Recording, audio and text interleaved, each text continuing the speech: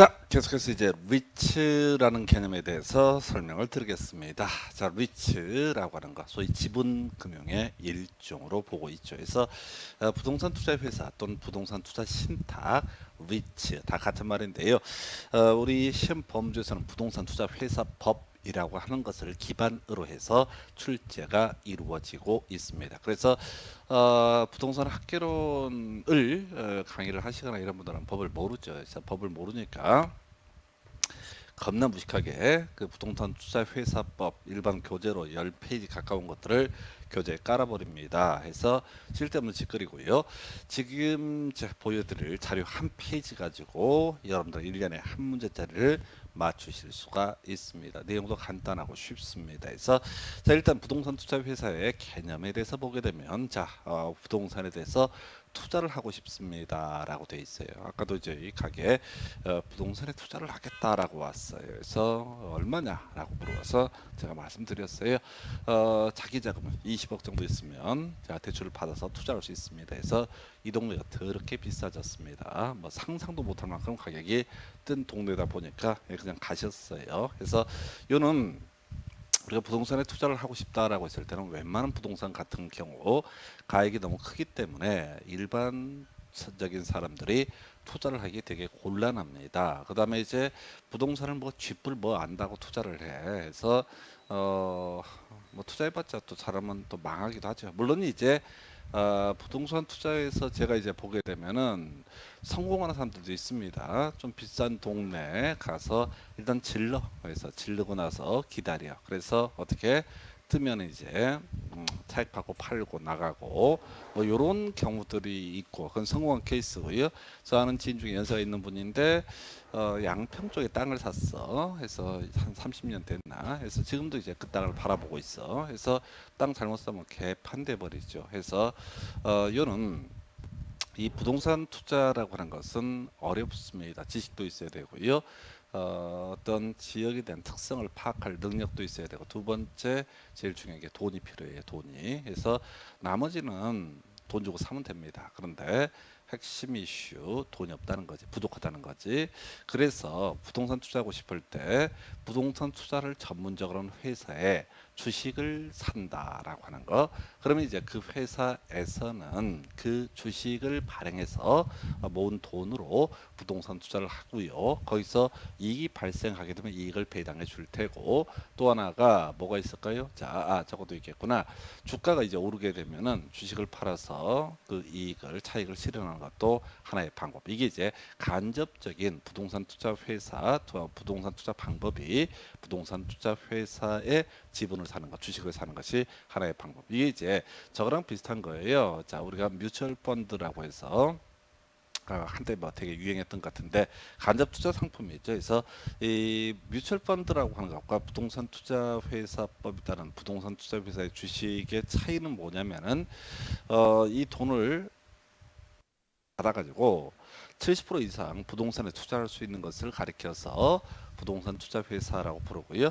부동산 간접 투자 펀드 이런 용어를 쓰는데 여기에서는 뭐냐면 이 투자 자금 모은 것에서 70% 이하까지만 부동산에 투자할 수 있는 것을 부동산 간접 투자 펀드라고 부르게 됩니다. 그래서 이게 다 실담 소리고요. 자, 시험용으로 접근해 가실 때 부동산 투자 회사의 종류 세 가지가 있게 됩니다. 자기관리 부동산 투자 회사라고 하는 거. 그 다음에 위탁관리 부동산 투자 회사, 그 다음에 기업 구조 조정 부동산 투자 회사. 용어 기억하셔야 됩니다. 그래서 이게 이제 뭐냐, 여기까지 가려고 하지 말고 항상 공부할 때는 순간순간에 집중을 하셔야 돼. 그래서 어차피 해봤자 또 잊어먹게 돼 있어. 그래서 우리 딸내미가 고1인데요. 뭐 공부 뒤지게 하는 척해요. 못해 해서 물론 이제 못해도 전혀 기 안 죽습니다. 저보고 하는 소리가 자기는 상위 50%에 해당하는 사람이다 라고 해서 잘했다 라고 이렇게 말씀을 드렸습니다. 근데 걔는 근데 공부 못해도 됩니다. 얼굴이 이쁘게 생겨가지고 그냥 공부 못해도 된다 라고 이렇게 제가 얘기해 줬습니다. 그래서 이런 아빠가 없어요. 대박이야 대박. 따치고 이제 부동산 투자 회사, 자기 관리 부동산 투자 회사 위탁관리 부동산 투자 회사, 그다음에 기업 구조 조정 부동산 투자 회사. 그게 뭐냐고 궁금하겠죠. 아, 먼저 외우라고. 자기 관리 부동산 투자 회사, 위탁 관리 부동산 투자 회사, 기업 구조 조정 부동산 투자 회사. 다시요. 자기 관리 부동산 투자 회사. 그다음에 이제 위탁 관리 부동산 투자 회사, 기업 구조 조정 부동산 투자 회사. 이렇게 세 가지를 묶어서 부동산 투자 회사법에서는 부동산 투자 회사라고 정의를 하게 됩니다. 이 정도 외웠을래는 모르겠다. 자, 자기 관리 부동산 투자 회사부터 특징을 살펴보겠습니다. 그래서 먼저 실체회사라고 해서 실체회사라고 하는 것은 직원이 있다는 얘기입니다. 임원, 직원이 존재하는 회사라고 하는 거. 실체회사에 대응하는 개념을 가리켜서 우리 법에서는 명목회사라는 용어를 쓰고요. 이게 페이퍼 컴퍼니라는 용어를 쓰죠. 해서 전에 이제 박근혜 전 대통령 탄핵 관련 사건 할 때 그 페이퍼 컴퍼니가 뭐 독일에 있네 뭐 있네 이런 보도들이 있었던 적이 있는데 페이퍼 컴퍼니가 상당히 이제 부정적인 의미를 가지고 있죠. 실체가 없는 회사다라고 해서 이 조세 세금 문제 때문에 이 세금을 낮게 매기는 나라 등에 대해서 나라에다가 그 지점 등을 설치하는 방식으로 절세라는 표현을 쓰죠. 절세라는 표현을 쓰는데 우리가 이제 세금 내는 부분에 있어서 탈세가 있고 절세가 있는데 탈세는 불법이고요. 절세는 합법입니다. 그래서 한국 유명한 재벌이나 뭐 이런 몇몇 사람들이 페이퍼 컴퍼니 설치해서 세금을 줄이려고 합니다. 근데 르뽀나 이런 프로그램에서 이름 까버리죠. 이름 까버리고 그다음에 뭐더라? 언론을 통해서 공표가 됩니다. 왜 그 지랄 하는 거냐면은 그게 나쁘다 그런 얘기가 아니라 검찰을 고발하면 되잖아.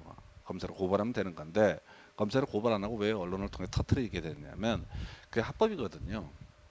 합법이다 보니까 검찰을 고발한다고 거의 될 문제가 아니에요. 물론 검찰 고발 들어가도 그건 이제 외국환 관리법이라든가 좀 잡다한 법 위반 혐의입니다. 그래서 다시 돌아가서 실체회사 임직원이 있다라고 하는 거 이게 논의 핵심이죠. 임직원이 뭐 하겠어? 부동산 투자 회사를 투자를 하게 되는 겁니다. 그래서 실체회사 정의하기를 이런 식으로 갑니다. 자산운용 전문 인력을 포함한 임직원 상권으로 두고요. 자산의 투자 운영을 직접 수행하는 회사. 그래서 자금 받아가지고요. 직접 부동산에 투자를 하고요. 그 이익을 주주에게 배분해준 회사. 이때 자산운용 전문 인력이라고 하는 것은 감정평가사 중에서 5년 이상 실무 경험이 있는 사람, 공인중개사 중에서 5년 이상 실무 경험이 있는 사람, 이런 사람을 가리켜서 바로 자산운용 전문 인력이라고 부릅니다. 시험 지문에 나와도 답이 되지는 않아요. 던져주는 지문이고요. 하여튼 임직원이 있다라고 하는 거, 그다음 직접 부동산에 투자를 한다라고 하는 거. 그래서 이게 이제 최근 문제에서 이런 임직원 관련해서 윤리규범 같은 것을 만들어서 교육 등을 시켜야 된다 이런 주제가 한번 출제 쟁점으로 삼았습니다. 사람이 있으니까 얘들이 부동산 투자를 하면서 가족들한테 정보 빼돌리거나 뭐 이러면 된다 안 된다 안 된다 이런 것들을 다루고 있는 것을 윤리규범 뭐 이런 식의 용어를 씁니다. 뭐 그렇다 치고 자 그래서 자기관리 부동산 투자회사는 실체회사다라고 이렇게 평가를 합니다. 자 그러면 이제 두 번째 이슈가요 자본금이라고 해서 이게 두 가지가 있네요. 설립자본금이라는 개념과 최저자본금이라는 개념이 있게 됩니다. 그래서 여러분들이 이제 아직까지는 이 설립자본금, 최저자본금의 차이를 갖고 낸 적은 없는데 일단 57 이렇게 외우는 거죠. 그래서 57, 그래서 5억에 70억이라고 하는 거에서 개념은 이런 식입니다. 자기관리 부동산 투자 회사라고 하는 거 설립하기 위해서는 설립할 당시에 최소 5억 이상의 자본금이 있어야 되고요. 그 다음에 6개월 이내에 70억까지 자본금을 만든 다음에 그리고 그 돈을 가지고 어떻다 부동산에 투자를 할 수가 있다. 이런 논리 구조가 되게 되는 거예요. 자, 한편 현물 출자 허용되지 않습니다. 잊지 마시고요. 이 5억의 범죄, 70억의 범죄에 뭐는 현물이라고 하는 것은 포함되지 않는다라거나 부동산을 나는 지분 현금 대신에 내겠다 이런 것은 허용되지 않는다. 뭐 현물 출자할 수 없다는 것은 큰 쟁점은 안 되는데 지문에 나왔기 때문에 이렇게 봤어요. 그래서 실체회사고요. 57 이렇게 가게 됩니다. 자, 이에 비해서 위탁관리 부동산 투자 회사라고 하는 거 보겠습니다. 명목 회사라고 해서 소위 페이퍼 컴퍼니, 페이퍼 컴퍼니란 얘기는 임직원 직접 부동산 투자를 하는 임직원이 존재하지 되지 않는 경우를 가리켜서 바로 페이퍼 컴퍼니, 명목 회사라고 부르게 됩니다. 그래서 자산의 투자 운용이라고 하는 것을 담당할 임직원이 없어. 그래서 자산관리 회사라고 하는 다른 법인에다가 위탁하는 형태 회사를 가리켜서 명목회사라고 부르게 됩니다.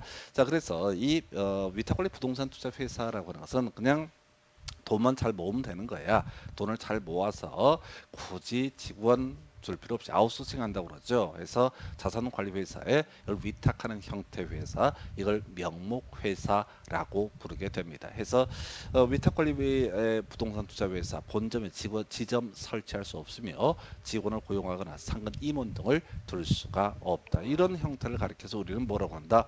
명목회사라고 부르게 됩니다. 그래서 최근 문제에서 이런 게 있었어요. 위탁관리 부동산 투자회사의 임직원에 관한 윤리규범 등을 작성을 해야 된다 해서 말이 안 되지. 임직원이 없단 말이야. 그러니까 윤리규범 문제는 발생하지 않는다라고 이렇게 전제를 삼게 됩니다. 자본금 얘기 보셔야겠죠. 3억에 50억 이렇게 되고요. 현물 출자라고 하는 것은 허용되지 않는다. 이런 식으로 이제 정리를 하게 됩니다. 그래서 3억에 50억이라고 하는 거. 해서 동일한 논리 구조입니다. 그래서 최초 설립할 때 설립 자본금이라는 개념이 있고요. 6개월 이내에 바로 만들어야 될 돈을 최저 자본금이라고 부르게 됩니다. 그래서 그 정도까지. 그다음에 기업 구조조정 부동산 투자회사, 얘도 사실은 이제 위탁관리 부동산 투자회사의 한 종류로 볼 수가 있습니다. 그래서 기업 구조조정 부동산 투자회사죠. 기업 구조조정 부동산 투자회사 이렇게 정의를 하게 됩니다. 그러다 치고요. 이 기업 구조조정 부동산 투자회사 마치 위탁관리 부동산 투자회사처럼 명목회사에 해당이 됩니다. 그래서 임직원 둘 수 없고요. 자산의 투자와 운용이라고 하는 것은 자산관리회사에 따로 위탁을 하게 됩니다. 자, 그래서 지금 이제 자산의 투자 운용을 자산관리회사에 위탁하는 회사 이렇게 정의를 하고 있는데 앞에 뭐라가 더 이렇게 복잡한 얘기 써 있죠. 법 제49조의 2 제1항 각호의 부동산을 투자 대상으로 해서 뭔 소리냐면 기업에서 구조조정용으로 내놓은 부동산에 대해서만 투자할 수 있는 그런 부동산 투자 회사를 가리켜서 바로 기업 구조조정 부동산 투자 회사라고 정의를 하게 됩니다. 자, 그래서요. 이 자본금 3억에 50억 현물 출자는 허용되지 않습니다. 끝났어요. 그래서 너무 간단한가요? 그냥 간단하게 내는데 이걸 외워야 된다는 얘기지. 57에 35 이렇게 외워주실 것 해서 맥락을 이렇게 가야 돼. 실체 회사, 임직원이 있고 직접 투자 운용을 하는 회사, 자기관리 부동산 투자 회사고요. 임직원 없고요. 지점도 없고요. 그 다음에 자산의 투자 운용은 자산관리회사에 맡겨서 하는 것을 가리켜서 우리는 뭐라고 한다? 바로 명목회사로 부른다. 명목회사에는 위탁관리 부동산 투자 회사라고 하는 개념과 기업 구조조정 부동산 투자 회사라고 하는 개념이 있게 된다. 이렇게 정리하고요. 자, 자본금은요. 5억에 70억, 3억에 50억 해서 사실은 제일 유치한 패턴의 문제가 자본금 물어보는 거죠. 그래서 자, 57에 35 자기관리 부동산 투자회사는 5억에 70억, 위탁관리 부동산 투자회사, 기업 구조조정 부동산 투자회사에 있어서는 어떻다? 바로 3억에 50억이라고 하는 거. 예, 이걸로 끝났어요. 그래서 여러분들이 이제 개념상 좀 어려울 수 있는 게 실체회사, 명목회사에 관한 개념이 되게 될 테고 나머지는 다 뭐라고요? 바로 57에 35라고 하는 것. 그리고 공통적으로 현물 출자라고 하는 것은 어떻다? 허용되지 않는다. 이렇게 갑니다. 그리고 요 다 묶어서 이걸 위치라고 부르게 될 것이고 이것은 어떻다? 지분금융의 한 종류다. 그래서 내가 뭐 자기관리 부동산 투자 회사가 됐든 위탁관리 부동산 투자 회사가 됐든 기업 구조조정 부동산 투자 회사가 됐든 거기다가 투자를 했습니다. 주식을 샀어요. 근데 어떤 이유로 회사가 쫄딱 망해버렸습니다. 주식이 휴지 조각이 됐습니다. 그러면 이제 그 망한 회사에서 나한테 돈을 갚을 의무가 있을 것이냐? 없다는 얘기죠. 그래서 이걸 우리가 지분금융이라 부릅니다. 그래서 30페이지가 나왔던 것이 위치 부동산 투자 회사 또 부동산 투자 신탁이라고 하는 것은 지분금융에 해당되게 된다. 이런 것이 출제 쟁점이 됐었고 31인가 30회 때도 어렵게 나왔던 것이 바로 위탁거래 부동산 투자 회사에서 임직원에 관한 윤리 규범이라는 것을 작성해서 임직원 등이 이걸 준수하도록 노력을 해야 된다 이런 개소리를 해가지고 틀리게 뽑아내서 그 지금까지 나왔던 문제 중에 제일 난이도 있었던 것이 윤리 규범에 관한 이런 쟁점이 되겠습니다. 그래서 자 이게 지금 이제 금융론의 두 번째 주제 부동산 투자 회사 법에 관한 내용.